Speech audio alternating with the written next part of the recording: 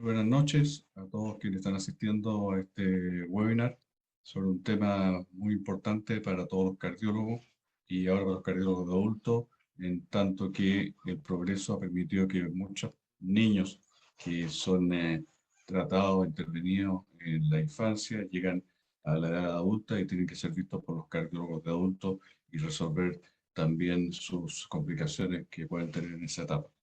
Contamos con distinguidos panelistas para este webinar de la Sociedad Chilena de Cardiología y Cirugía Cardiovascular, organizado por el Comité de Educación Continua de nuestra sociedad.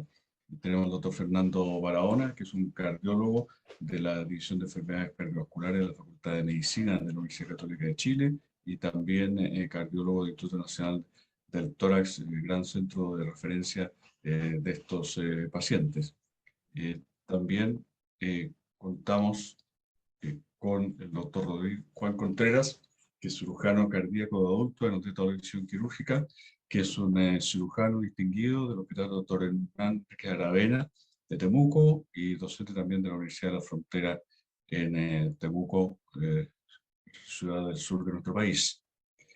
Y finalmente tenemos al doctor Polenzi Uriarte, que es un distinguido cardiólogo intervencional y es el jefe de la unidad de cardiopatía congénita del adulto del Instituto Nacional del Tórax, y también se desempeña en la clínica de la Universidad de los Andes. Con estos distinguidos panelistas, con el doctor Uriarte como presentador de la guía de la Sociedad Europea de Cardiología del año 2020 sobre cardiopatía congénita del adulto, vamos a dar inicio a este webinar y van a estar como panelistas, como lo indiqué, el doctor Barahona y el doctor Contreras, y entre los tres van a recibir las preguntas y van a dar respuesta, digamos, tanto a las preguntas como a los comentarios. Todas las preguntas ustedes es conveniente que las hagan llegar a través del Q&A, o sea, preguntas y respuestas, que está abajo en la pantalla, y en ese icono ustedes lo pinchan y pueden enviar sus preguntas. Otros comentarios lo pueden hacer llegar a través también del chat.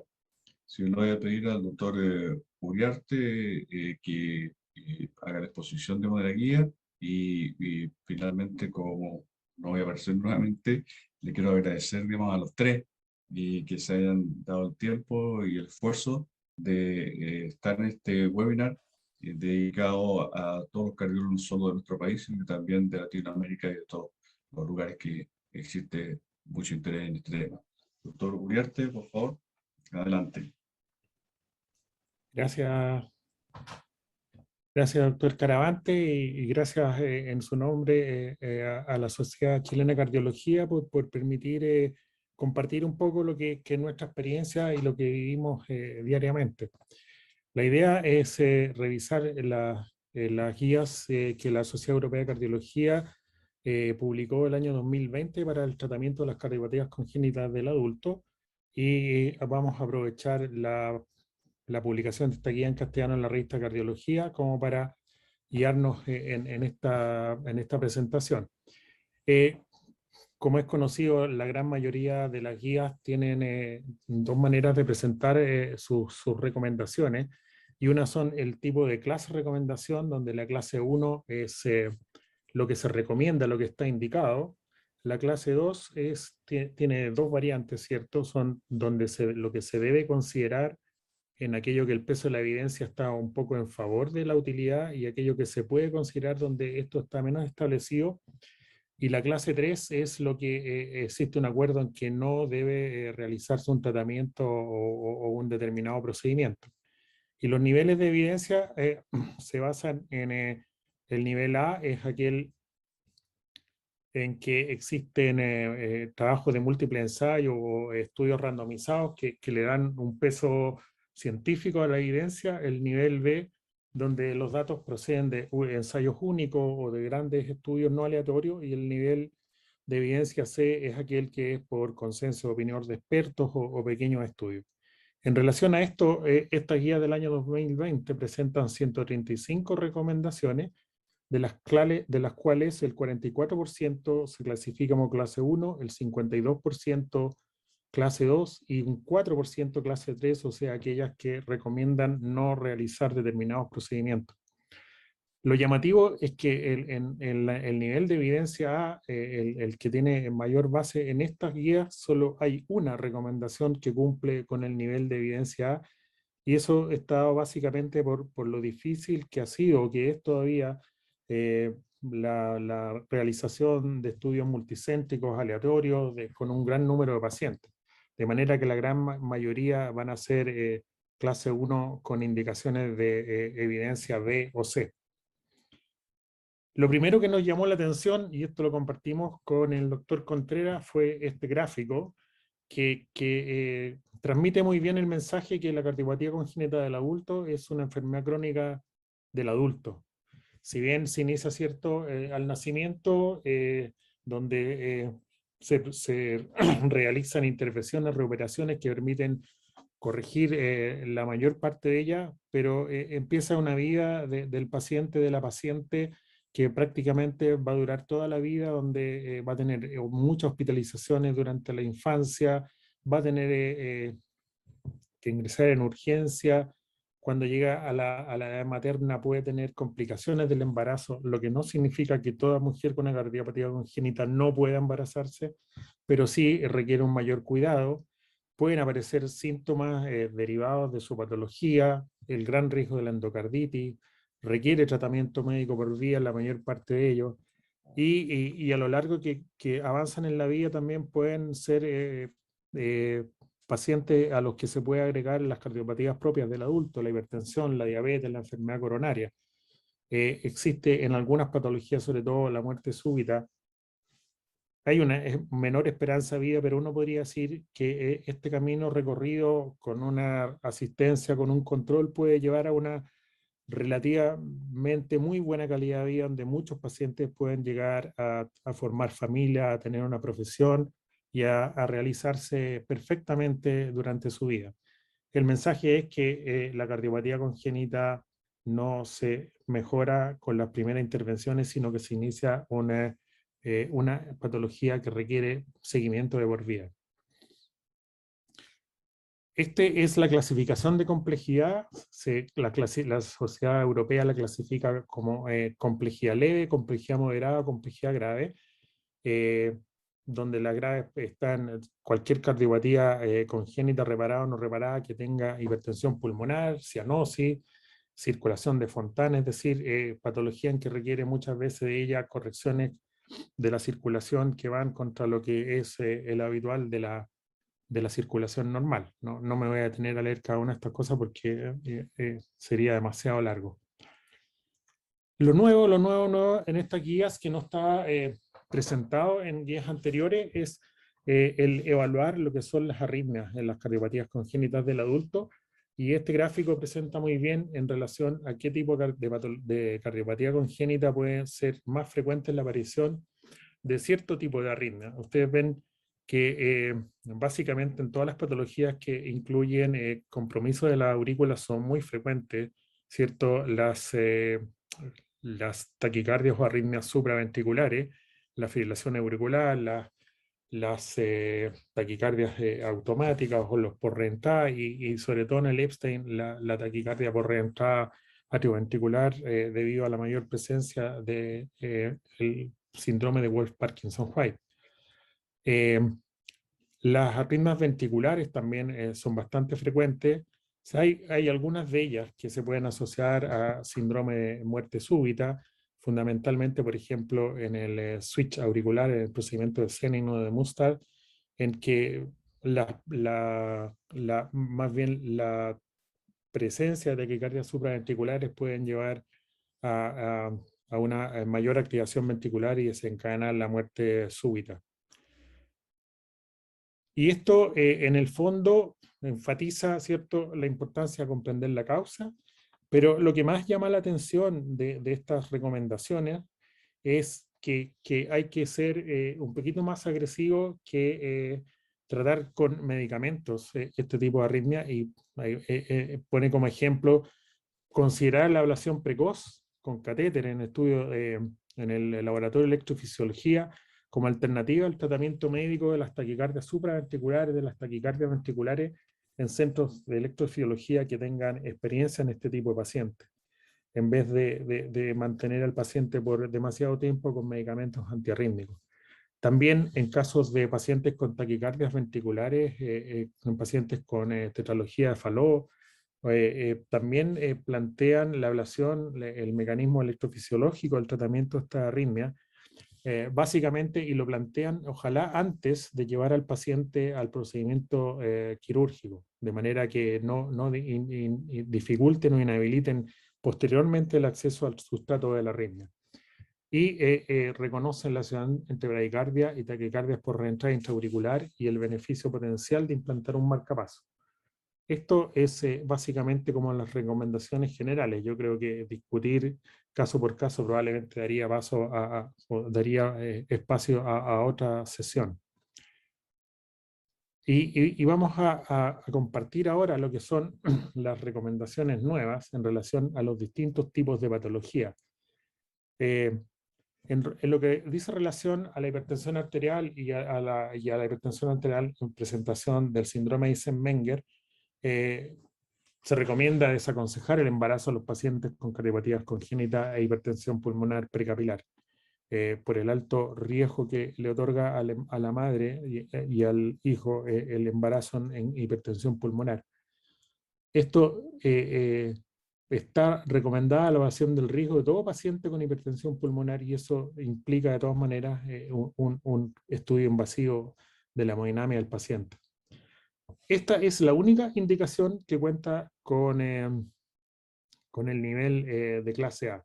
Para los pacientes con lesiones simples reparadas e hipertensión arterial pulmonar con riesgo bajo e intermedio, se recomienda el tratamiento combinado o combinado secuencial y que el paciente con riesgo alto incluso debiera plantearse el uso de prostanoides parenterales. Y esto está basado básicamente en trabajos con macitentan asociado a tadalafil o a selexipag, o sea, medicamentos antiendoterinos también. Y lamentablemente, a pesar de esto, no hemos logrado que la ley Ricarte-Soto incluya a los pacientes con cardiopatías congénitas y hipertensión para la recepción, para la entrega de estos medicamentos. Y esta es una recomendación, se evaluó la importancia del tratamiento secuencial, pero aquí es mucho más claro que el paciente con síndrome de Eisenmenger que tenga una disminución de la capacidad de esfuerzo objetivada en una prueba de 6 minutos menor de 450 metros debe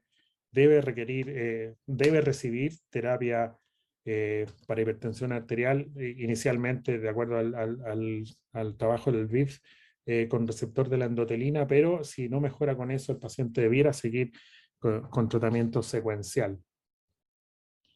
En relación a los cortocircuitos, es obligatoria la determinación invasiva de la resistencia vascular pulmonar de los pacientes con cortocircuito y signos no invasivos de elevación de la presión arterial pulmonar. Vale decir, todo paciente que en el ecocardiograma tenga el diagnóstico de hipertensión pulmonar en presencia de un cortocircuito, de una CIA, de una CIB, debe ir a un cateterismo para definir el grado de hipertensión pulmonar, de resistencia vascular pulmonar y permitir tomar determinaciones en relación a si ese cortocircuito debe ser cerrado o puede ser cerrado, ¿cierto? Aquí, cuando en la relación entre el flujo pulmonar y el flujo sistémico, o sea, cuando el flujo pulmonar es 1,5 veces mayor que el flujo sistémico, es una recomendación como para plantear el cierre del cortocircuito, pero es importante evaluar en relación a esto cuál es la resistencia vascular que presenta el paciente que ha sido sometido a este sobreflujo pulmonar. Si en el cateterismo dice que la resistencia vascular pulmonar es menor de 3 unidades Wood, se puede cerrar con tranquilidad, se puede cerrar con la seguridad de que el paciente va a andar muy bien. Si está en esta zona gris que se ha denominado entre 3 y 5 unidades Wood, es una clase 2 y esto debe ser discutido de acuerdo a la experiencia que tenga el centro. Se requieren centros con experiencia en este tipo de pacientes porque pueden evaluarse otro tipo de alternativas que da el cateterismo como para tomar determinaciones, incluso llevando a la realización de un test de vasorreactividad. Esto en naranja son para CIA, son para situaciones muy especiales, cuando si bien la hipertensión pulmonar, la resistencia está elevada, pero disminuye después de tratamiento, un paciente en que podría plantarse un cierre con dispositivos especiales. Y si la resistencia vascular pulmonar persiste a mayor de 5 unidades UD, a pesar del tratamiento de la hipertensión arterial, es claramente una indicación para no cerrarla, es una prohibición a cerrar el defecto, sobre todo en la CIA, que son los donde se puede plantear esta duda. Para aclarar un poquito más, este gráfico nos ayuda. Si el paciente tiene una comunicación interauricular y en el ecocardiograma demuestra que hay sobrecarga al volumen, que no existe sobrecarga al volumen del ventrículo derecho, si no está dilatado el ventrículo derecho, y no hay sospecha de embolía paradojal, no procede el cierre. Si hay sospecha de embolía paradojal, uno podría plantear el cierre de la comunicación interauricular. Por otra parte, si existe crecimiento o dilatación de la cavidad ventricular derecha, el siguiente paso es ver si existe hipertensión pulmonar, si el paciente tiene en la medición del cateterismo una resistencia vascular pulmonar mayor de 3 unidades UD. Si no la tiene y el paciente, sobre todo en pacientes de mayor edad, no tiene repercusión en el ventrículo izquierdo, no procede el cierre. Si el paciente tiene enfermedad del ventrículo izquierdo, se debe realizar durante el cateterismo, evaluar lo que podría significar para un ventrículo izquierdo con un aumento de la presión diastólica, lo que podría significar cerrar la CIB y aumentar la precarga de ese ventrículo izquierdo, y si es capaz de soportarla. Si la sobrecarga de volumen, que significa la oclusión de la CIA momentánea con un balón, aumenta la presión final de diástole del ventrículo izquierdo a valores importantes, probablemente el paciente no se va a beneficiar del cierre de la CIA y puede incluso, como se ha relatado, morir en el pabellón por un edema pulmonar. Si la resistencia vascular pulmonar es menor de 5 unidades UD, o sea, no tiene elevación de la expresión de, perdona, si la resistencia vascular pulmonar es menor de 5 unidades UD y el paciente tiene un QPQS mayor de 1,5, sí procede el cierre. Si no se cumple esto, si tiene un QPQS mayor de 1,5, pero no cae la resistencia vascular más allá de menos 5 unidades UD, probablemente el paciente no deba ser sometido al cierre de la CIA. Una indicación especial puede ser el plantear el cierre fenestrado en algún tipo específico de pacientes que se describen acá, pacientes con resistencia vascular pulmonar mayor de 5 unidades UD, con una QPQS mayor de 1,5, en quienes iniciamos terapia de hipertensión pulmonar y después de un tiempo esta resistencia vascular pulmonar ha disminuido a menos de 5 unidades UD, uno podría plantear cerrar esa comunicación interauricular, pero con un dispositivo fenestrado que permita un mecanismo de seguridad, en el sentido de que persista una disminución de la comunicación interauricular, que persista un flujo que permita, en el caso que el ventrículo derecho claudique, tenga una válvula de escape a través de esa pequeña CIA del cierre del dispositivo fenestrado, aunque suponga la aparición de saturación de cianosis. Y si el paciente tiene un cortocircuito de cualquier tipo con resistencias vasculares pulmonares mayores de 5 unidades UD, claramente no se recomienda el cierre de ningún cortocircuito. Y un hecho muy importante que a veces uno lo puede sospechar en la evaluación del paciente es si el paciente uno lo hace caminar eh, durante la evaluación en el policlínico, en la atención. Nosotros tenemos un pasillo en el tórax que tiene de unos 60 metros, le ponemos el saturador, medimos la saturación del paciente, lo hacemos recorrer ese pasillo, y si desatura con ese pequeño ejercicio, es un paciente en que claramente la indicación de cierre del cortocircuito de la CIA, en este caso, está absolutamente contraindicado.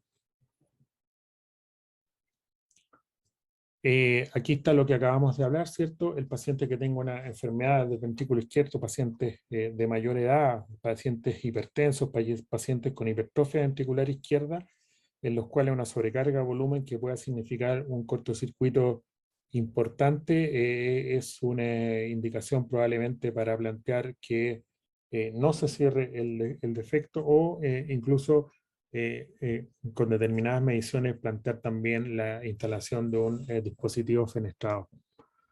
El cierre percutáneo de la CIB es una alternativa al cierre quirúrgico, pero tienen que ser en pacientes muy seleccionados básicamente por la localización donde se encuentra el defecto, porque, por ejemplo, en los defectos perimembranosos, la proximidad a los velos aórticos puede hacer que se produzca una complicación al comprometer alguno de los velos de la válvula aórtica. Y claro, en que los pacientes que tienen un defecto del septum aurículo-ventricular, el ostium primum o el canal AB, que pueda ser corregido, tiene que ser corregido por cirujanos con experiencia en cardiopatías congénitas. Es un procedimiento quirúrgico que requiere bastante experiencia. En la estenosis valvular aórtica, aquí hay una recomendación, aparece una nueva indicación en que en pacientes que tienen gradientes bajos, definido como un gradiente medio menor de 40 milímetros de mercurio, con una bajo gradiente, con una función ventricular que nos parezca comprometida, la demostración de que existe reserva contráctil, de que con una prueba, por ejemplo, de dobutamina mejore la contractilidad, la fracción de eyección de ese paciente, es un paciente en que sí está indicada el recambio de la válvula aórtica. Y en todo paciente que tenga que ser sometido a cirugía subvalvular o supravalvular, o también incluso en pacientes con aortopatía, con gradientes de 40, aunque no cumplan con gradientes de severidad, sí debiera producirse el recambio de la válvula aórtica.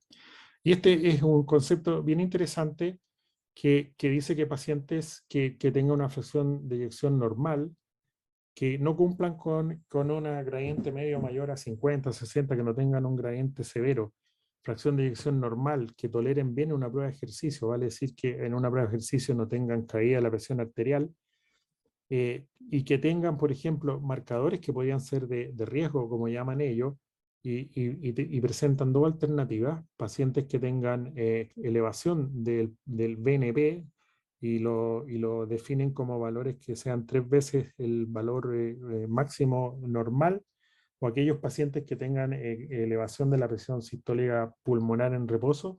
Son pacientes que podrían beneficiarse del reemplazo valvular aórtico. Aquí es un poco lo grafican aquí. Si la obstrucción del tracto cerebral ventrículo es severa, si tiene síntomas, debiera ir a la intervención sobre la válvula aórtica. Si no tiene síntomas, lo siguiente es evaluar la fracción de eyección del ventrículo izquierdo. Si es menor del 50%, aunque no tenga síntomas, es un paciente que debiera ir al reemplazo valvular aórtico. Si la fracción de eyección no está comprometida, una prueba de ejercicio en pacientes que parecen ser asintomáticos, una prueba de ejercicio puede desenmascarar los síntomas. El paciente puede no realizar una adecuada prueba de ejercicio, puede tener caída de la presión o una pérdida, una disminución de su capacidad funcional. También es una indicación para ir a la intervención sobre la válvula aórtica.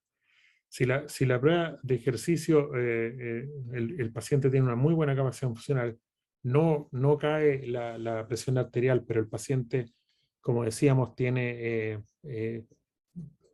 una estenosis aórtica severa, medida por el eco, ¿cierto? Tiene una buena fracción de eyección, pero tiene estos factores de riesgo que ellos relatan o proponen, y el riesgo quirúrgico es bajo. Es un paciente que sí podría ir también al reemplazo valvular aórtico. Esto va un poco en lo que parece ser tendencia ahora de bajar el umbral en la estenosis aórtica asintomática para lo que es el recambio valvular pulmonar que se puede ver en patología valvular aórtica que no necesariamente es congénita. Si el paciente tiene compromiso de la presión arterial en el ejercicio, es un paciente con una indicación mucho más clara de recambio valvular aórtico. En la coartación aórtica es importante cuando existan sospechas de coartación o de recoartación incluso, sospecha o el estudio, por ejemplo, ecocardiográfico demuestre que puede haber gradientes mayores a una diferencia de presiones mayor a 20 milímetros de mercurio, es un paciente que debiera ser sometido a cateterismo cardíaco y evaluar invasivamente la gradiente a través de la coartación. Y si esta gradiente es mayor de 20 milímetros de mercurio, el paciente debiera ir a la corrección de la coartación y probablemente el tratamiento percutáneo, la colocación, la angioplastía con o sin stent, idealmente con stent, debiera ser el tratamiento de elección para la coartación aórtica. Hay una indicación que no parece tan clara, es una recomendación antigua, que también podría aquel paciente que presente una disminución del calibre de la coartación, que sea menor, que el calibre de la coartación sea menor del 50% de la aorta sobre el diafragma, también podría ser un paciente que debiera ir a un estudio invasivo para evaluar efectivamente cuál puede ser el gradiente a través de esa, de esa coartación. Vale decir, en ese caso, por ejemplo, un estudio con una TAC, con un angioTAC podría también ayudar a definir qué paciente podría beneficiarse del tratamiento de la coartación aórtica. Y en aortopatías, una vez más, se precisan, ¿cierto?, en determinados tipos de aortopatías, básicamente, por ejemplo, el síndrome de Marfan, se precisan valores. Aquí tienen, por ejemplo, en el Marfan o todos los pacientes con mutaciones del TGFBR1 o 2 tienen una raíz aórtica en un diámetro máximo de 45 milímetros de mercurio, debieran ser pacientes que debieran ir a la cirugía de aorta. Y en el síndrome de Turner, estos valores deben relacionarse, dado el menor desarrollo bondostatural de las pacientes con Turner, esta debiera ser relacionada a la superficie, al área de superficie cardíaca, y aquí entonces el valor es de 25 milímetros de mercurio, perdón, de 25 milímetros por metro cuadrado. Y en el sentido de disminuir el umbral para plantear la cirugía sobre los aneurismas de la raíz o de la aorta ascendente.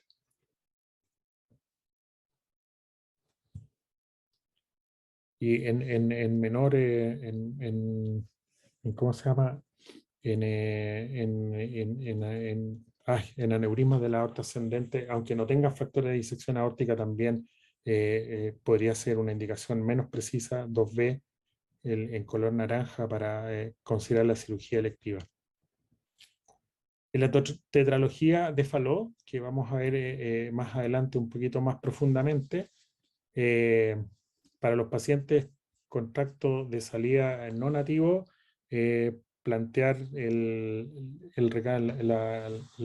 implante, el tratamiento sobre la válvula pulmonar, idealmente por vía percutánea. Y en pacientes asintomáticos existen algunos parámetros que puede dar el cateterismo, que puede, aunque el paciente sea asintomático, el estudio no invasivo con eco, con escáner, con resonancia, pueden orientar a qué pacientes asintomáticos también pueden beneficiarse del implante de una válvula pulmonar, y ahí viene la discusión si es por vía percutánea o quirúrgica. En la anomalía de Epstein, las únicas recomendaciones, las revisiones que dieron a nuevas recomendaciones, se basan básicamente en que si el paciente tiene una anomalía de Epstein, que no tenga una clara indicación de cirugía sobre la anomalía valvular, pero son pacientes que tienen una CIA en el cual se ha producido embolías paraojales o el paciente puede desarrollar cianosis con el ejercicio, aunque la válvula no tenga indicación quirúrgica, plantea, y es bien en ese sentido bien cauto, plantea que uno debiera en esos pacientes plantear el cierre o por lo menos la disminución del calibre de la CIA, pero son muy cautos en decir que primero debe ser bien evaluada si existe una indicación o no sobre lo que puede significar eso para el gasto, la disminución del gasto cardíaco o, eh, o el aumento de la sobrecarga de volumen que puede significar el cierre de la CIA. De manera que en el fondo uno debe estar muy seguro si va a cerrar una CIA en un paciente con un Epstein, de si realmente no debiera realizar los dos procedimientos al mismo tiempo. En la transposición de las grandes arterias, y aquí también es un tema a discutir, un tema para tomar decisiones con bastantes conversaciones, es que los pacientes con un ventrículo derecho sistémico, con una válvula auriculoventricular sistémica, tricuspidia, que tenga una insuficiencia moderada severa, aunque el ventrículo izquierdo no tenga, perdón, el ventrículo sistémico no tenga una disfunción significativa, si debiera considerarse la reparación o la sustitución valvular de esa válvula tricúspide sistémica, independientemente que no tenga síntomas. Eh, Importante en estos pacientes, en que tengan el CENIN, por ejemplo, estar muy seguros si uno tiene que poner un marcapaso, que no existan comunicaciones, que no existan fugas de los baffles antes de poner un marcapaso. En el ventrículo único sistémico asociado a la transposición corregida, congénitamente corregida de las grandes arterias, en el caso de bloqueo AB completo, en el caso de que uno requiera hacer estimulación ventricular, empieza a plantearse con fuerza la necesidad de instalar un marcapaso biventricular en el sentido de intentar lo que es evitar la disincronía ventricular. En el fondo, si vas a poner un marcapaso, si requieres poner un marcapaso, no pierdas la sincronía ventricular y debes poner dos cables para semejar o realizar lo que uno busca en la resincronización ventricular. Para los pacientes que tienen disfunción sistólica del ventrículo del ventrículo sistémico y tienen insuficiencia tricuspidia grave, también está indicado el reemplazo de la válvula tricúspide. Y esto y ustedes ven que van haciéndose un poco menos categóricos en la definición, de acuerdo si la fracción del ventrículo sistémico está más reducida, pero siempre se plantea o siempre debemos plantearnos si en pacientes con insuficiencia tricuspidia y una disfunción sistólica del ventrículo sistémico, siempre debiéramos plantearnos el recambio, el reemplazo, la plastía o el reemplazo valvular tricuspidio, con mayor o menor fuerza de acuerdo al grado de funcionalidad o de la función sistólica del ventrículo sistémico. Y esto es un hecho que no lo había visto nunca antes, que se ha eliminado de la recomendación del tratamiento de las TGA la reparación del switch auricular y el arterial en pacientes adultos. En la circulación de Fontan, y esto es una cosa derivada de los estudios de arritmia, en paciente con Fontan que haga una taquicardia auricular, una arritmia auricular sostenida con conducción AV rápida, es una urgencia médica y debe tratarse de inmediato con cardioversión. Una taquicardia rápida en un paciente con un Fontan puede ser causa incluso de muerte súbita. Así que en ese sentido hay que ser muy agresivo e ir a la cardioversión inmediata. ¿Cuándo anticoagular un Fontan? En caso tromboauricular, de arritmias auriculares, en eventos tromboembólicos. Se debe desaconsejar el embarazo a las mujeres con Fontan que presenten cualquier complicación. ¿Cuándo realizar un cateterismo en pacientes con Fontan? En aquellos que presenten edema, que no inexplicable o de difícil tratamiento, deterioro de la capacidad funcional, aparición de cianosis o hemoptisis.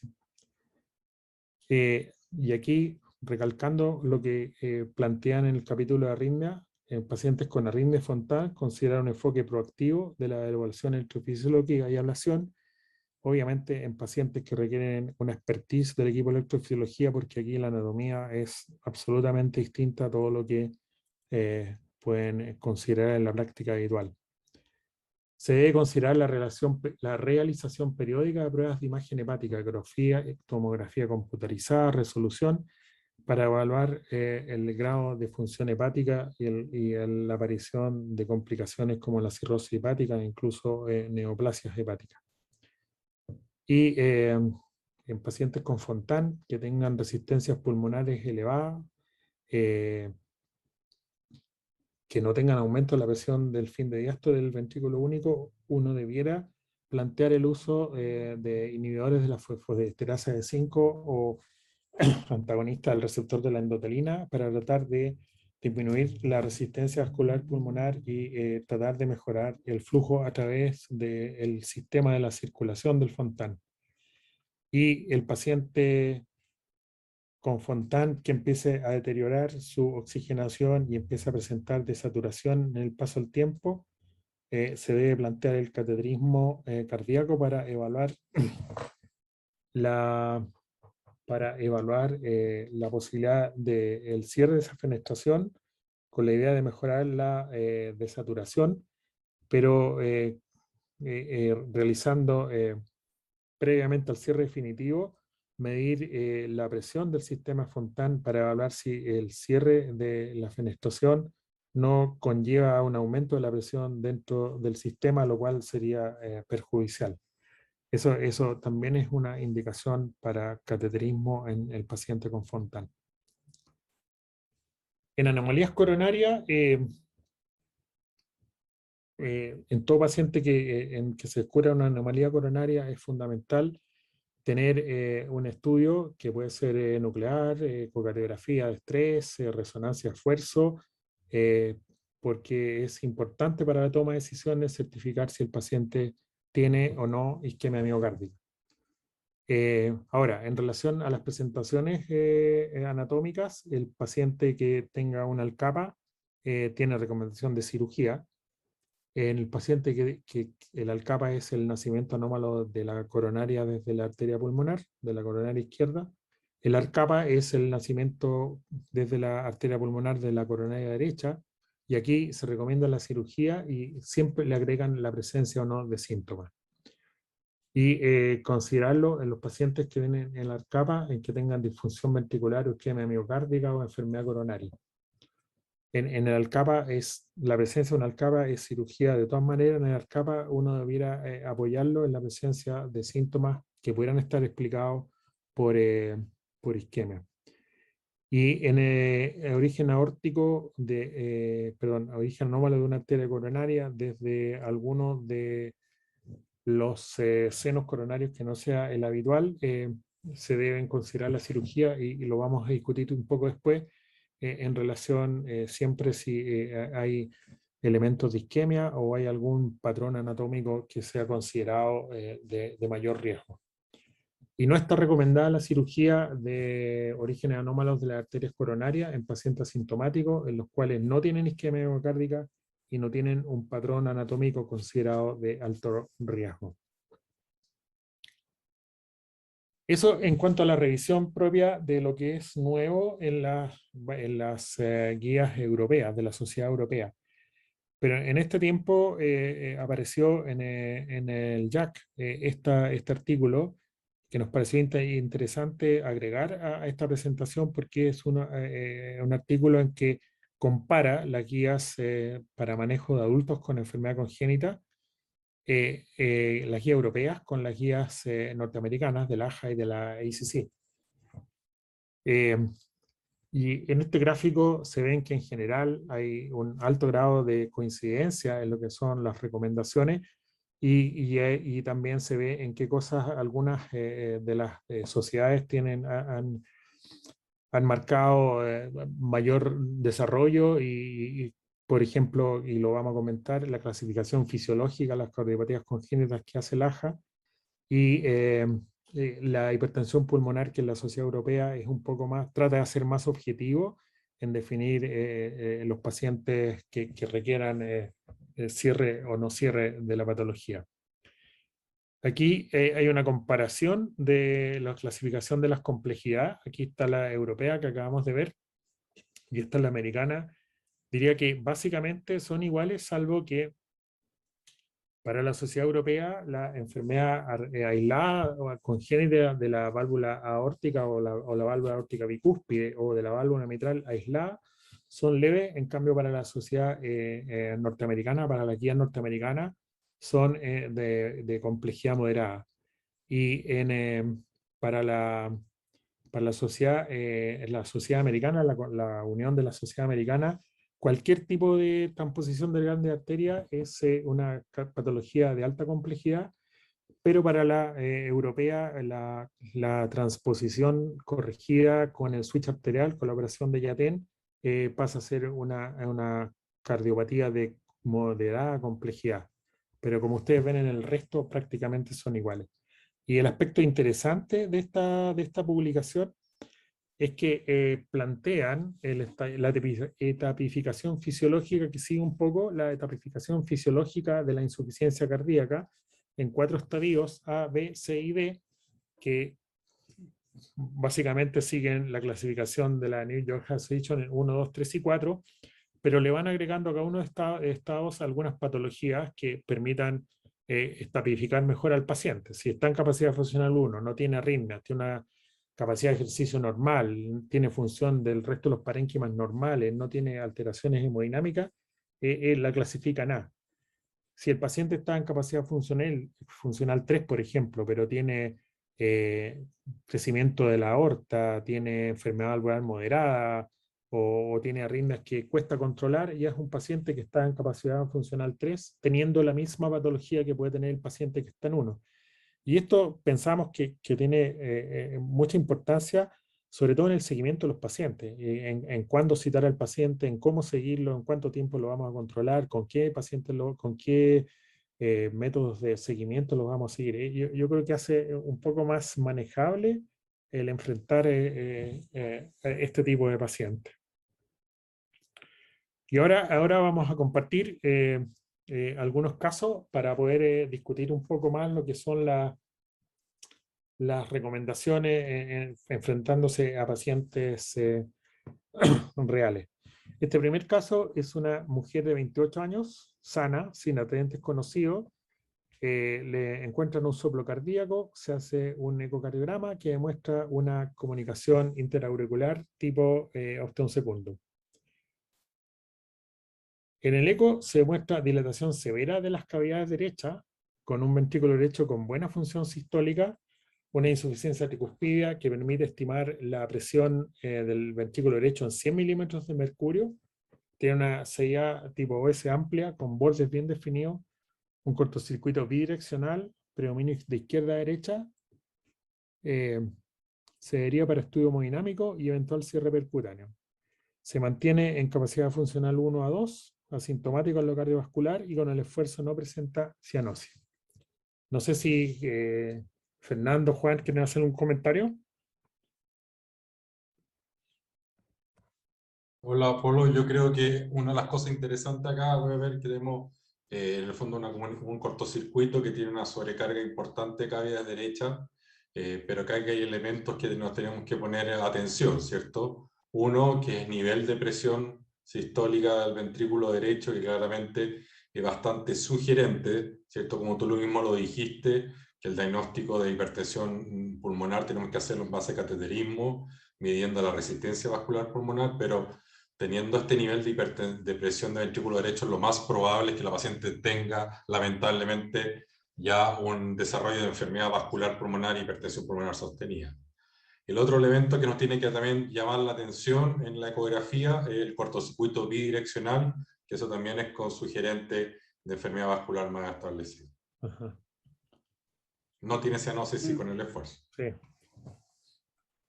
En ese mismo sentido, creo que sería importante acá ver también que nos puede orientar en algún momento cuando uno está medio confundido, ese caso, finalmente la paciente va a ser 100% percutánea, es ver la ubicación de la CIA osteoprumium, porque ver los bordes, y algo que algunas veces también nos orienta el tamaño, porque algunas veces, a pesar que puede tener algunos bordes y tenemos una CIA, por ejemplo, de 4 centímetros, va a ser difícil cerrar y eso nos orientaría a un cierre más bien quirúrgico. Nos preguntan por el índice de masa corporal, es bajo, una paciente delgada. Ya. Este es el cateterismo. Se realizó un cateterismo derecho con test de vasodilatadores pulmonares, dada la sospecha que teníamos de que iba a presentar hipertensión pulmonar. Basalmente tiene un índice cardíaco. A ver. Pero parece que sí, perdón. Este es el basal. Índice cardíaco basal normal tiene un índice de 2,4 litros por minuto por metro cuadrado. Hay un salto apenas significativo. El lado derecho salta de 67 en la vena cava superior a 75 en el ventrículo derecho, que es la más alta en el lado. De manera que está en alrededor de 7-8%, que está como en el límite normal alto, no es así como para tirar campanas al vuelo. La saturación del oxígeno en la aorta es normal, o sea, descarta, por lo menos al momento del estudio, de un shunt de derecha a izquierda. Y el estudio demuestra que el QPQS basal es de 1.1. Tiene presiones de llenado normales en el lado derecho y la presión del ventrículo derecho sistólica es suprasistémica, 100 milímetros de mercurio contra 80 del ventrículo izquierdo medidos simultáneamente.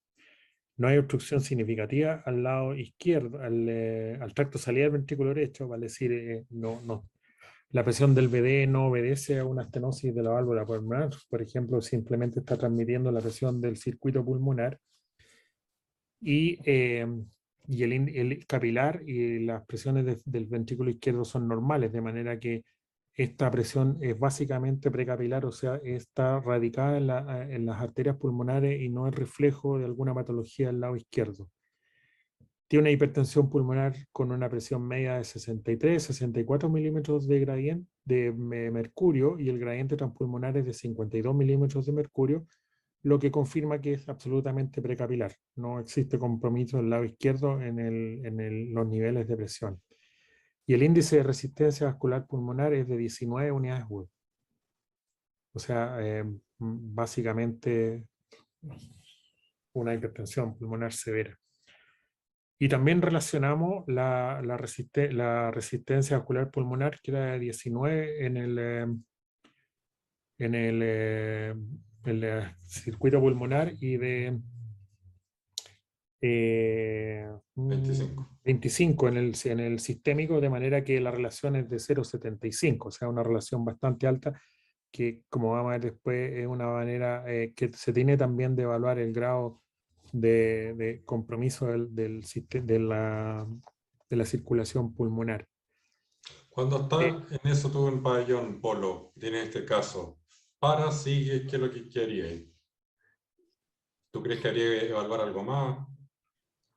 Mira, habitualmente con 28 años, aunque estos números pintan bien feos, pero con 28 años uno trata de buscar alguna de estos y habitualmente hacemos test de vasorreactividad pulmonar y tenemos la suerte en el hospital de poder usar óxido nítrico y además agregamos el oxígeno al 100%, de manera de lograr, hasta donde sabemos, el mejor grado de vasodilatación pulmonar. En este paciente el índice cardíaco apenas subió. No hubo cambio en la saturación izquierda, era esperable, no hay un cortocircuito. El QPQ basal prácticamente se mantuvo igual. La hipertensión pulmonar, y esto es importante, la hipertensión pulmonar de 63 quedó en 62. El gradiente transpulmonar no cambia mucho pero el índice de resistencia vascular cae de 20 y tantos a 17, o sea, hubo una caída de la resistencia vascular pulmonar, pero no cae significativamente, no logramos valores de 9, de 7, de 6, que uno diría, bueno, a ver, veamos si con terapia, pero esto ya con 17 unidades hubo una prácticamente ausencia de respuesta, ensombrece bien el pronóstico de esta enferma. Y nótese que la resistencia vascular se mantiene alta, la relación entre la resistencia vascular pulmonar y sistémica. Entonces, ¿qué hacemos con esta paciente? ¿Cerramos la CIA? ¿Pensamos en un dispositivo fenestrado? ¿O planteamos tratamiento de hipertensión pulmonar del grupo 1? Como tú nos mostraste recién en la guía, esta paciente en el fondo estaríamos en el área más extrema, ¿cierto?, de la alternativa, ¿cierto? Porque uno puede dividirlo en bajo, con resistencias bajas, intermedias y altas. Y esta paciente claramente se ubica en el rango más alto. Hay elementos de gravedad, que el QPQS que no es significativo, que nos habla que tengamos un cortocircuito, ¿cierto?, que está siendo bastante bien balanceado, y que la relación, que eso también es importante, que habitualmente no estamos acostumbrados a evaluar eso, cómo es la relación entre las resistencias pulmonares y sistémicas. Por lo tanto, en esta paciente que tiene tan elevada la resistencia vascular pulmonar, la resistencia, como digo, la relación es muy elevada, creo que estaría contraindicado realizar un cierre, incluso con un cierre fenestrado, porque tampoco teníamos una respuesta que es significativa con el uso de vasodilatadores pulmonares. ¿Tú la podrías, Juan? No, no, esta claramente sería una paciente que si yo la llevara a pabellón y la cerrara, fallaría el ventrículo derecho principalmente, y sería un paciente que, a pesar que yo fenestre, tendría que sacar el parche.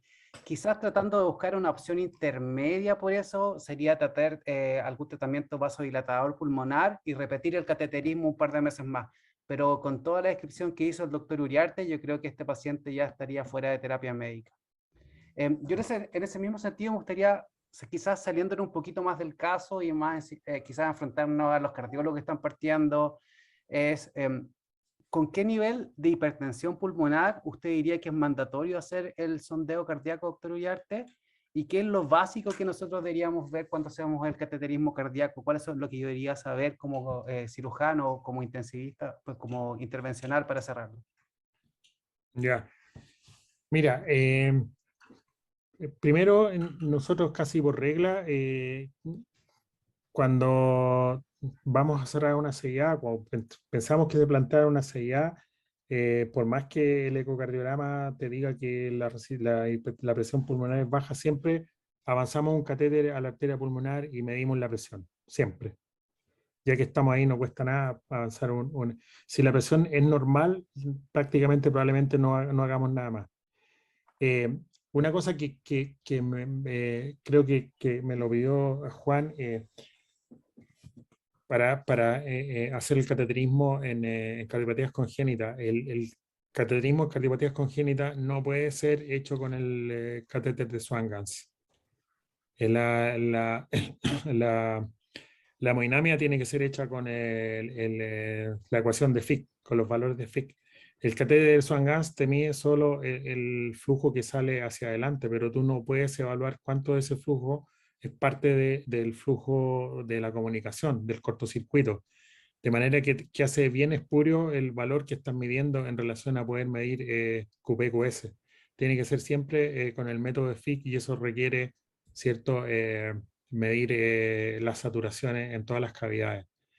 En segundo, es importante primero tener la evaluación del gasto, tener la presión pulmonar, y en base a esos dos tú estimas la resistencia vascular pulmonar. Sobre todo en los cortocircuitos con CIA, en que muchas veces tú puedes tener elevación de la presión de arteria pulmonar y la resistencia vascular pulmonar ser baja, y básicamente el aumento de la presión arterial pulmonar, sobre todo precozmente, puede estar dado por el aumento del flujo y no por un componente de enfermedad vascular. De manera que es importante eso, tener presión media y resistencia vascular pulmonar. Si las dos están elevadas, probablemente la resistencia vascular pulmonar es la que mejor te va a indicar que la hipertensión pulmonar es básicamente por remodelación de las arterias pulmonares, un componente vascular pulmonar fijo. Y lo otro importante es lo que dijo Juan, cuando es cierto que cuando tú tienes una CIA y vas a cerrar una CIA, a pesar de que el eco o el eco intracardíaco, el estudio ecográfico, sea cual sea, te diga que el diámetro es de 25, siempre hacemos la prueba con un balón porque muchas veces los bordes pueden ser un poco floppy, medio flexibles, y el balón realmente te dice hasta cuándo es el diámetro real que tú tienes que cerrar. Para poner un parche no importa, pero para definir el diámetro del dispositivo tienes que estar claro que queda anclado en tejido firme. Entonces siempre hacemos una evaluación con el sizing balloon, midiendo el diámetro inflado. Hay un par de preguntas con respecto al tratamiento vasodilatador pulmonar, Polo. ¿Qué es lo que tú recomendarías? Si nosotros contáramos con lo que tenemos que contar, probablemente de acuerdo al brief partiríamos con un antagonista endotelina. O hay antagonista endotelina y algún inhibidor de la fosfodiesterasa. O sea, un tratamiento, sobre todo una chica como esta, partiría con doble terapia inmediatamente. No sé si tú incluso partirías con triple terapia, dado los valores. Sí, yo creo que a pesar que su capacidad funcional es bastante buena, Sí. tiene una buena función ventricular, yo creo que sí, pero los números son bastante malos. Y en la Ujú. realidad que tenemos en Chile en este minuto, como decía el doctor Uriarte, las cardiopatías congénitas no acceden al tratamiento de vasodilatador pulmonar específico, así que lo que hacemos habitualmente en el hospital es ocupar sildenafil y en algunos casos ocupamos prostaciclina. Hay otra pregunta con respecto que dice llamar la atención la hipertensión pulmonar en el caso de una CIA, una paciente joven. ¿Cómo la explicamos? ¿Tú dirías que es la misma enfermedad o serían dos enfermedades, una coexistencia de enfermedades? Eso también es una cosa que hemos conversado muchas veces. Hay pacientes con CIA, llamémosla grande, que no hacen hipertensión pulmonar o la hacen muy leve, y hay pacientes con CIA más pequeñas que hacen hipertensión pulmonar de grado severo. Muchas veces nos hemos cuestionado, Fernando, cuánto de una paciente con una CIA de hipertensión pulmonar, cuánto puede ser una asociación de una hipertensión pulmonar idiopática asociada al hallazgo de un defecto interauricular. A veces, ahora, habitualmente uno piensa que cuando el defecto es grande, probablemente la CIA, y sobre todo con un tiempo pasado, 28, 30, 40 años, ahí sí juega un valor un rol importante, pero hay situaciones que aparecen grises, ¿no? ¿Y hay alguna referencia en la guía de uso de biopsia pulmonar para evaluar en el fondo ya el remodelamiento establecido de enfermedad vascular pulmonar?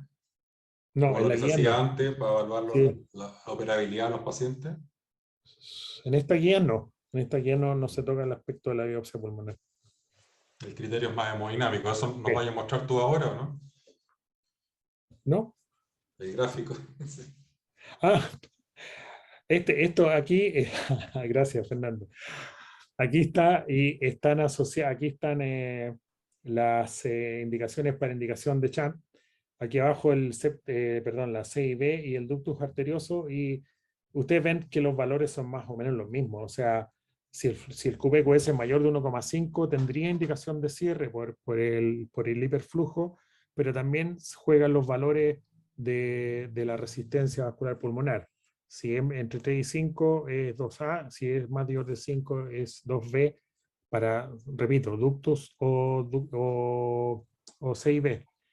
Limitándonos a lo que es la CIA, cierre, o sea, en verde, las dos coinciden en sobrecarga ventricular derecha, un QPQS mayor de 1,5, lo especifica la americana, no lo especifica tan claramente la europea, que no haya cianosis para la americana, y que ellos, más que las resistencias vasculares que usan los europeos, ellos usan la relación entre las presiones o las resistencias pulmonares sistémicas, menos del 50% en relación a las presiones sistólicas pulmonares y sistémicas, o una relación entre las resistencias pulmonares y sistémicas menor de 1/3. como habíamos dicho, para los americanos, cuando la relación es mayor del 75% o el chant de izquierda a derecha es neto, no cierran. Y la, la europea hablan de que haya fisiología Eisenmenger, vale decir que haya claramente un chant invertido de derecha a izquierda, y que la resistencia vascular pulmonar sea mayor de 5 unidades, a pesar de que usemos terapia pulmonar, de hipertensión pulmonar, o que el paciente, como conversamos, desature con el ejercicio. Y en el medio está esta zona naranja en este caso, donde está, como decíamos, entre 3 y 5, que esté asintomático, que no tenga cianosis, pero que tenga estos valores mayores de un tercio de la relación o el 50% para las presiones, o presiones pulmonares mayores de 5, que pueden o no caer, pueden bajar con la terapia de hipertensión pulmonar. Este es el terreno más gris, y habitualmente uno trata de juntar la mayor cantidad de datos que te permitan hacerlo, que caiga la resistencia vascular pulmonar, que la relación de la resistencia o las presiones también sea favorable, como para cerrarlo, y aún así quizás sea un terreno donde plantear el fenestrado, el dispositivo fenestrado. En esta parte de la guía a mí me llamó un poquito la atención que cuando hacen referencia al cierre de la CIB, hablan como de CIB en general, pero el cierre percutáneo tiene mayor evidencia solamente en las CIB musculares. Creo que eso es súper importante recalcarlo, porque Sí. no vaya a ser que por la recomendación uno va a tratar de cerrar una CIB que no sea muscular y vamos a terminar cerrando una CIB perimembranosa pequeña, que nosotros que pasa, además de los velos aórticos, también está el tejido de conducción, o podemos dañar los velos tricuspidios. Entonces, creo que en esa parte, en esa recomendación en relación al tratamiento percutáneo de la CIB, es importante recalcar que debería ser las CIB que son musculares. Exactamente. Sí, exactamente. A pesar de que se están empezando a elaborar dispositivos más pequeños que en el fondo eviten, sobre todo las perimembranosas, comprometer el velo aórtico o el sistema de conducción, claramente el cierre percutáneo, como dices tú, está relacionado o sea, debiera funcionar mejor y debiera estar aplicado en CIB musculares o en aquellas CIB en que el parche empieza a filtrar. Que esté un poco alejado, digamos, de la zona de la aorta. Pero las perimembranosas por el momento, por lo menos en adultos, son de manejo quirúrgico.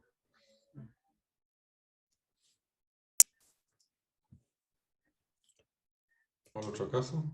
Esto es para recalcar lo que dijo Fernando, que el cierre fenestrado no solo es que caiga no solo es que caiga la resistencia vascular pulmonar, sino que se mantenga un cortocircuito que tenga la indicación de cierre.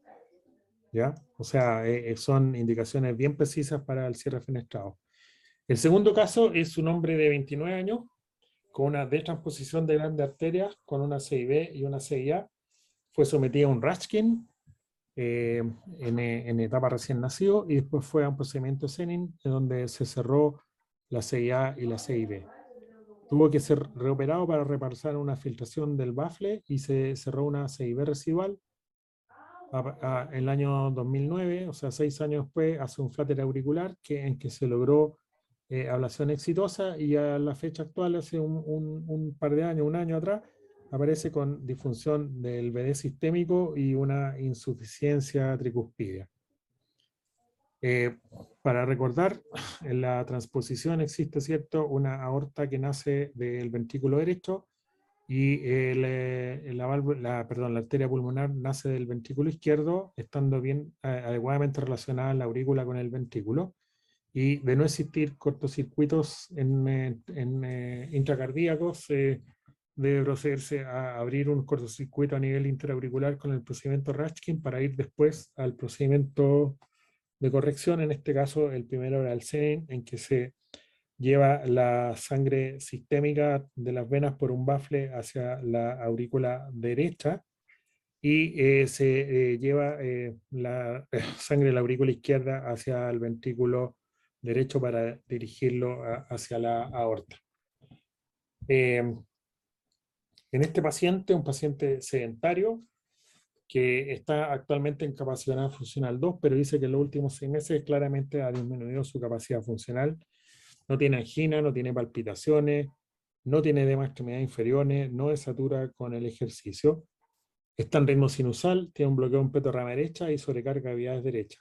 En el eco tiene insuficiencia tricuspidia severa de la válvula B sistémica, tiene un ventrículo derecho sistémico dilatado, hipertrófico, con disfunción sistólica moderada, una CIB operada sin cortocircuito residual y los baffles sistémicos y pulmonares están permeables y sin filtraciones.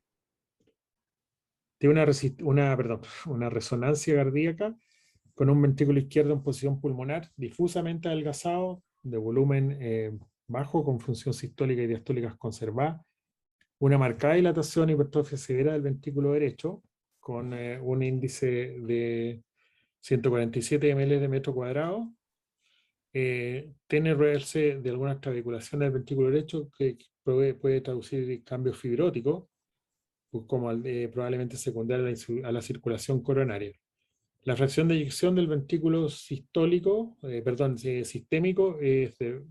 derecho es de 25%, dilatación de la aurícula derecha, dilatación del anillo tricuspidio, insuficiencia tricuspidia con fracción de regurgitación de un 40% y no existe un cortocircuito intracardíaco.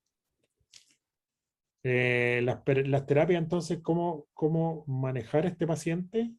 Con una disfunción del ventrículo sistémico, una insuficiencia tricuspidia severa y sintomático, con capacidad funcional 2. Terapia médica, terapia de insuficiencia cardíaca, reemplazo valvular o asistencia ventricular y o trasplante cardíaco. Fernando. Antes de darle preguntarle la opinión a Juan, que es especialista en dispositivos de asistencia y trasplante, un comentario que yo este caso refleja en el fondo lo difícil que es la evaluación no invasiva del ventrículo derecho en posición sistémica. Y uno podría entender las disparidades que habitualmente podemos observar entre la ecografía y la resonancia. Te ven que la ecografía no se veía tan mal a la función del ventrículo derecho sistémico y la resonancia fue mucho más categórica, es decir, la gran difusión y esa es la mejor sensibilidad que sabemos que tiene la técnica. Eso también, llevándolo ahora a las guías, que es el motivo de esta reunión, en eso las guías americanas son un poquito más dirigidas en el sentido de cómo debemos ir estudiando a estos pacientes y qué tipo de exámenes tenemos que hacer, en cambio que la guía europea en eso no se compromete en una forma tan clara. Ahora, con respecto a esto, yo creo que es la gran pregunta que tenemos. Los cardiólogos de adultos que vemos congénitos adultos, o sea, todo el equipo que vemos congénitos de adultos, traspasamos nosotros las guías que en cardiopatía adquirida de insuficiencia cardíaca y los ocupamos a nuestros pacientes. Es decir, ocupamos inhibidores de enzima convertidora, ocupamos inhibidores del sistema renina angiotensina aldosterona, ocupamos beta-bloqueo, estamos ocupando ahora, incorporando los inhibidores de SGLT2, pero claramente eso no tenemos experiencia, no hay evidencia de eso, y eso de la guía, como tú algo señalaste, también son bastante, de frente no lo recomiendan porque no hay ninguna evidencia. Ahora, en la desesperación yo creo que todos lo estamos haciendo y lo estamos indicando para probar por nuestros pacientes. ¿Qué opinas tú, Juan, del reemplazo tricuspidio y después más adelante de ocupar técnicas más avanzadas? O sea, primero decir que la razón por qué actualmente no se está haciendo la cirugía del atrial switch, que es lo que se hizo en este paciente, que puede ser Seni con Mostar, es esta razón. Finalmente nosotros resolvemos la desoxigenación, corregimos el TAN, pero finalmente estamos sometiendo a un ventrículo derecho a manejar presiones sistémicas en el cual el ventrículo no está destinado para hacer eso, y finalmente va a llevar a todos los cambios fibróticos que se vieron en este paciente y va a terminar en lo que pasaba con la mayoría de estos pacientes que tienen Seni-Master, que van a ser falla cardíaca. Yo creo que en el caso de él, el uso de la terapia del reemplazo valvular tricuspidio en un paciente que tiene una disfunción ventricular con una fracción de eyección de 26%, claramente estamos llegando bastante tarde. Si el paciente tuviese esta insuficiencia tricuspidia con una fracción de eyección preservada, yo quizás podría considerar en nuestra realidad latinoamericana el uso o el reemplazo de la reparación tricuspida, pero nosotros sabemos que esto va a ser una solución transitoria, porque finalmente el paciente va a caer en falla cardíaca y según las condiciones que se presentan del paciente, según la gravedad, yo creo que este paciente, si claramente está muy grave, deberíamos tratar de hacer algún tipo de asistencia ventricular de larga duración, o si tenemos en un país que tenemos un alto volumen de trasplantes, este paciente debería enlistarse en estas condiciones. ¿Y qué opinas tú que eres cirujano también formado de adulto, cuando si uno te presentara a este paciente que está en capacidad funcional 2? Desde el punto de vista del trasplante, me refiero. Es que lo que pasa es que nosotros sabemos que enlistar en este paciente que está en capacidad funcional 2, y conociendo nuestra realidad nacional, este paciente no va a tener el trasplante en un año. Probablemente va a ser más largo. Además, someterlo a algún otro de cirugía antes, lo vamos a someter a una nueva intervención, por lo tanto el paciente llegaría a su asistencia ventricular o al trasplante cardíaco en una etapa aún más tardía y con una tercera resternotomía o quizás cuarta. Entonces, por eso este paciente debería enlistarse en una condición, digamos, más o menos electiva, para que no llegue tan deteriorado, porque también sabemos que los pacientes con cardiopatías congénitas es un factor de riesgo para el trasplante. Por lo tanto, si nosotros lo llevamos al paciente que tiene una cardiopatía dilatada, sin una falla cardíaca, y lo ponemos al mismo nivel, al comparar un paciente que tiene falla cardíaca no dilatada versus la cardiopatía congénita, la cardiopatía congénita es un factor de riesgo para mortalidad después del trasplante. Por lo tanto, enlistarlo cuando el paciente se encuentra en una condición más bien electiva sería la mejor opción para este paciente. De acuerdo. Y yo creo que algo también tú nos vas a contar ahora con la guía, Polo, de que no es lo mismo un paciente post-switch auricular que tiene el ventrículo derecho sistémico versus un paciente que nació con una transposición congénitamente corregida, ¿cierto? Tendemos a igualarlo, pero claramente la mano del hombre en esto es mucho más deleteria para la función del ventrículo, ¿cierto? Así es. Así es. Aquí por ejemplo, lo que tú acabas de decir, Fernando, que las dos guías clínicas dicen que lamentablemente terapia médica para estos pacientes no hay recomendaciones porque claramente hay falta de evidencia. Lo único que es claro es que el paciente está congestivo, sí se va a beneficiar del uso de diuréticos, pero el resto de la terapia de insuficiencia cardíaca no. Uno la usa, como dices tú, por ofrecer algo, pero no tiene base. Y aquí, prevención primaria del desfibrilador, tampoco para las guías americanas es claro, y en la guía europea dice que está menos establecido. Pero aquí sí, como dices tú, hacen diferencias para aquel paciente que tiene un ventrículo derecho sistémico con la transposición corregida de grandes arterias, que tenga insuficiencia tricuspide severa, tiene clase 1 en el reemplazo de la válvula pulmonar, y en eso coincide también la sociedad europea, aunque incluso, le da un valor a la falla cardíaca levemente comprometida. Para la sociedad americana, con disfunción del ventrículo derecho sistémico, también tendría una indicación de recambio de la válvula tricuspidea. Y en general coinciden, aunque algunos son más estrictos en poner el número, pero que los pacientes con insuficiencia tricuspidia y disfunción ventricular sistémica o preservada debiera por lo menos plantearse. Ahora, otra cosa es lo que decía Juan, es cuán tarde podemos llegar. O sea, estamos hablando de disfunción levemente comprometida, ¿no? Una paciente como el que vemos con 26% de fracción de eyección.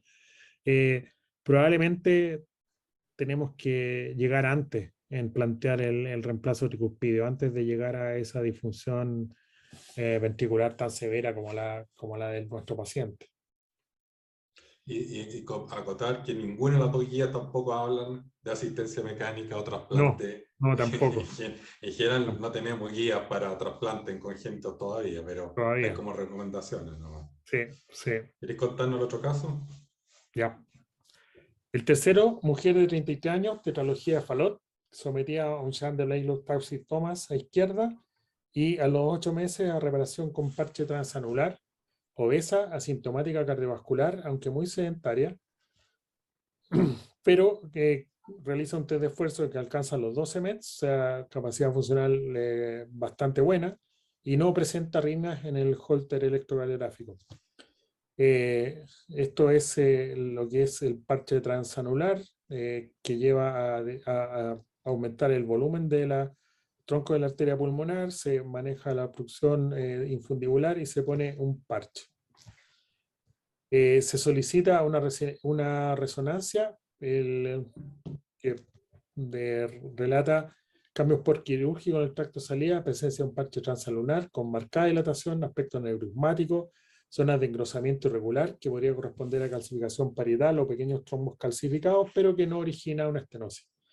Leve estenosis del tronco pulmonar distal previa a la bifurcación, leve estenosis de la arteria pulmonar derecha proximal, insuficiencia pulmonar severa con fracción de regurgitación de 60%, tiene un flujo pulmonar diferencial asimétrico con básicamente 75% hacia el lado derecho y 25% hacia el lado izquierdo, que probablemente corresponde a una estenosis severa de la arteria pulmonar izquierda.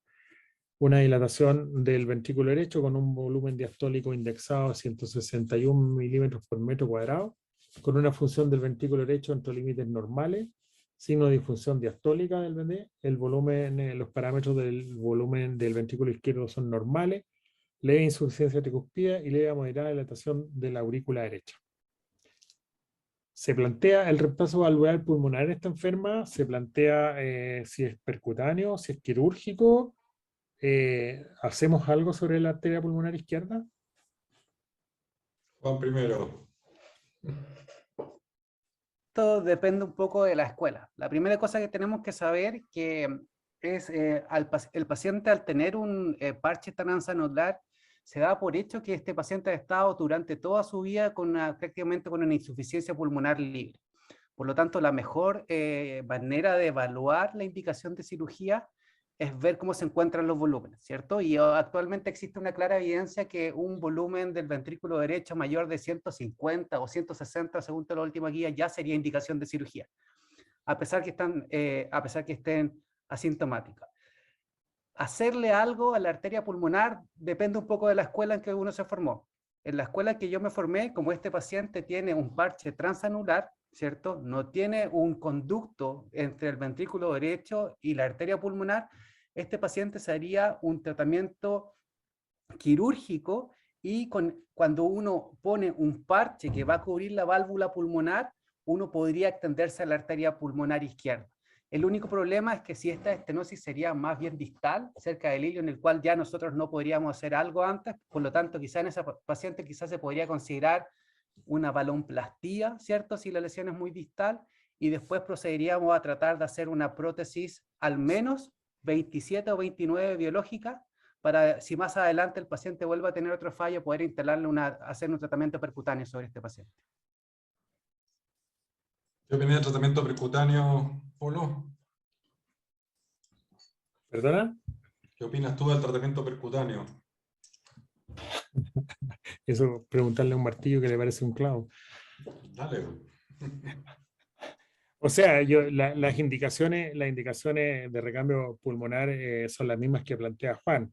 Si la pregunta es si lo podemos hacer por vía percutánea. En este caso no existe un conducto, es un parche. Probablemente podría beneficiarse más de las válvulas autoexpandibles. Pero claro, en estos momentos estamos nosotros más bien limitados por el costo de las válvulas y lo que significa tenerlas. Pero Sí.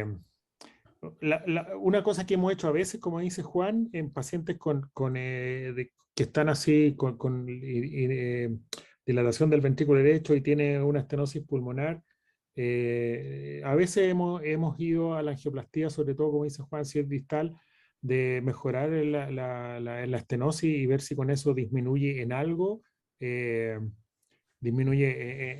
la insuficiencia pulmonar y retardamos un poco más, pero eso en el fondo estamos tratando de extender, no sé.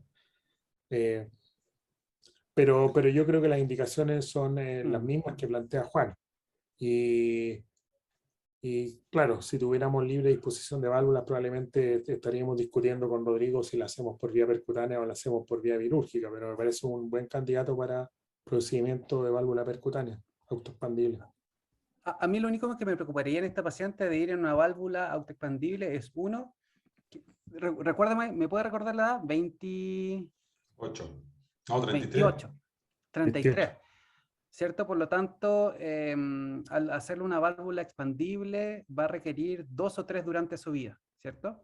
Entonces, y lo otro que hemos visto que con las válvulas autoexpandibles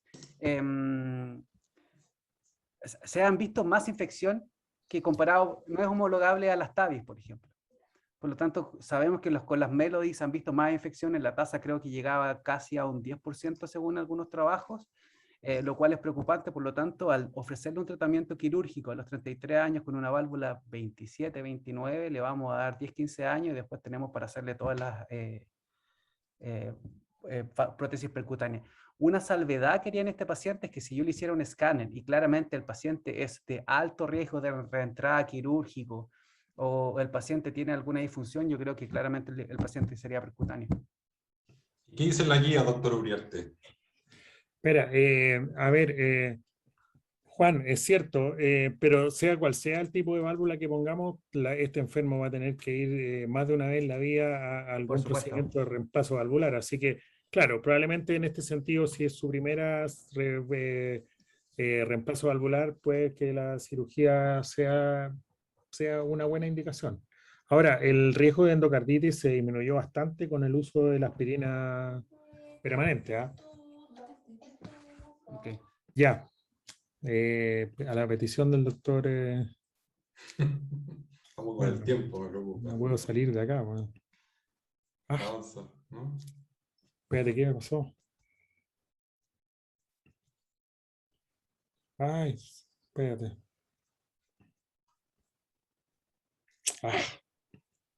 Ampliar a lo mejor. Hay un comentario que hice con respecto a la función del ventrículo izquierdo también en Fallot e insuficiencia pulmonar.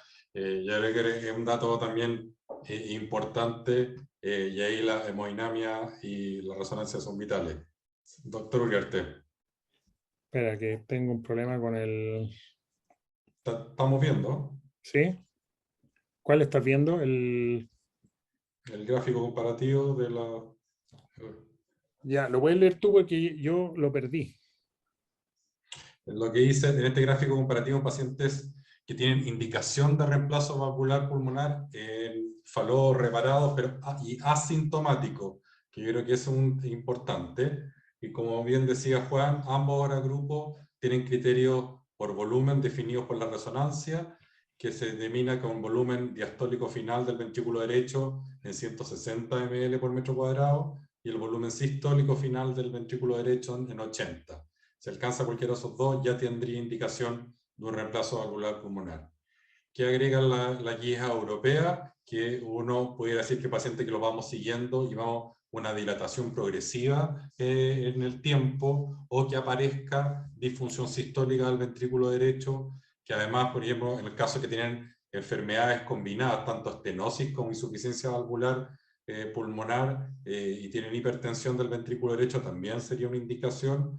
Y aquellos pacientes que no tengan síntomas, pero que tengan una capacidad de ejercicio disminuida, y eso test de esfuerzo es de gran utilidad, que tengan insuficiencia tricúspica significativa, o la aparición de arritmias, que uno de los datos, como tú decías al principio, recordar que el gatillo hemodinámico en los congénitos de arritmia también es para una evaluación de hacer alguna intervención.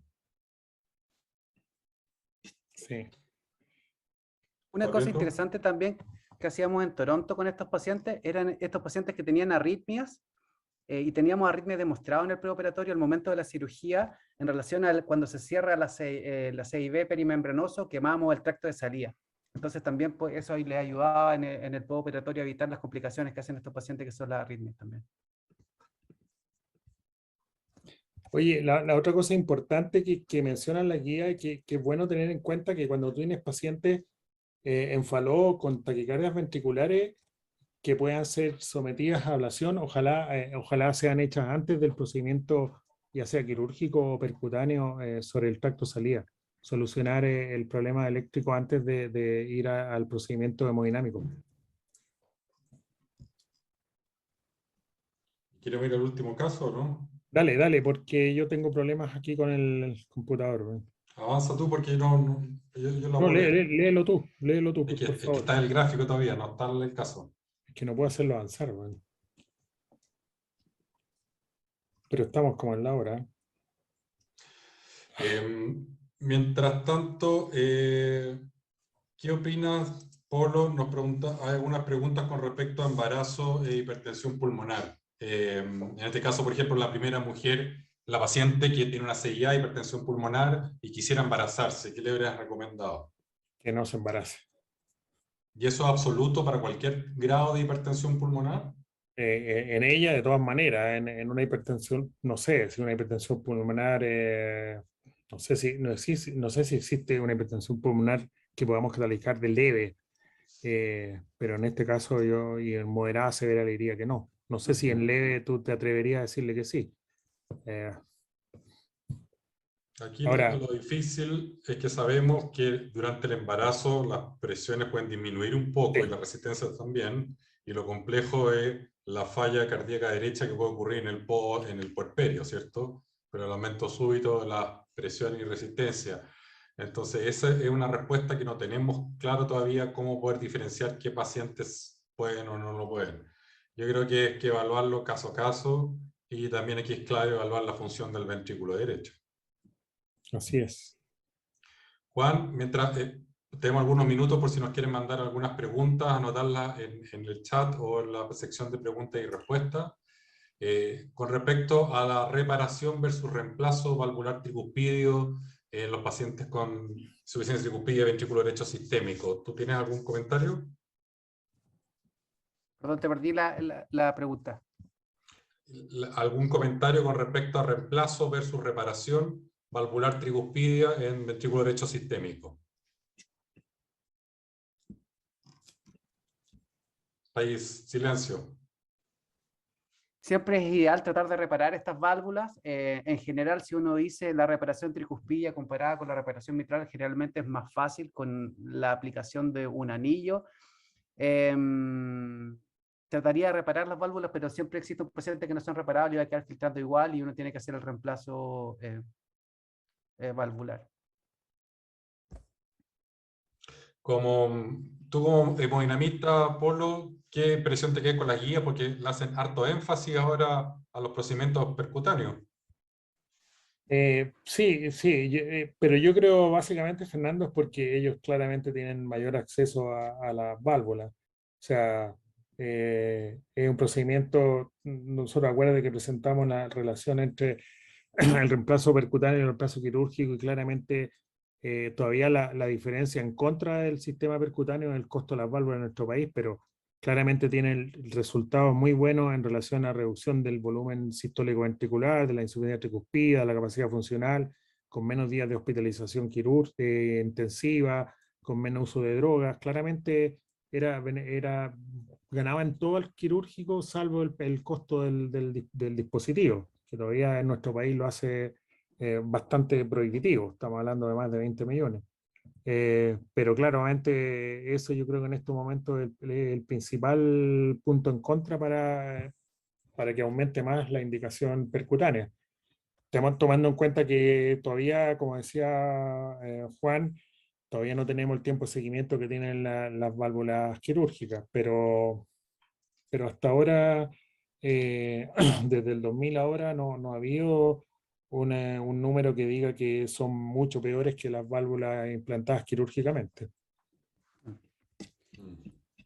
Yo tengo una pregunta a ustedes en relación a los pacientes, está un poco alejado de la guía, en relación a los pacientes que tienen ventrículo único.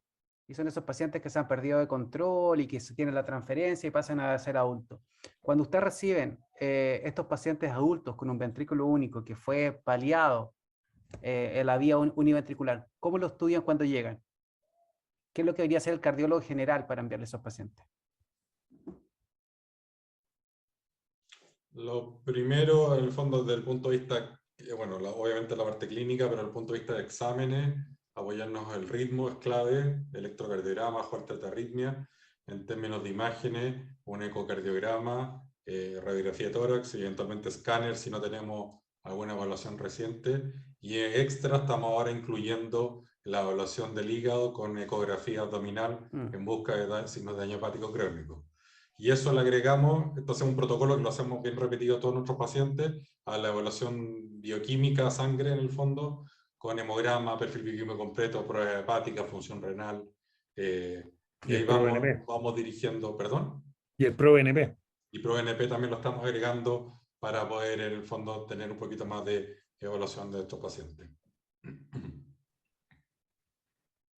Estamos en la hora, nos dice el doctor Caravante. No sé si el doctor quiere cerrar esta interesante presentación. Sí, oye, pucha, lamento, pero hay un problema que no puedo hacer avanzar, no sé qué pasó. Pero, oye, Estuvo bueno. excelente. ¿Ah? Estuvo excelente.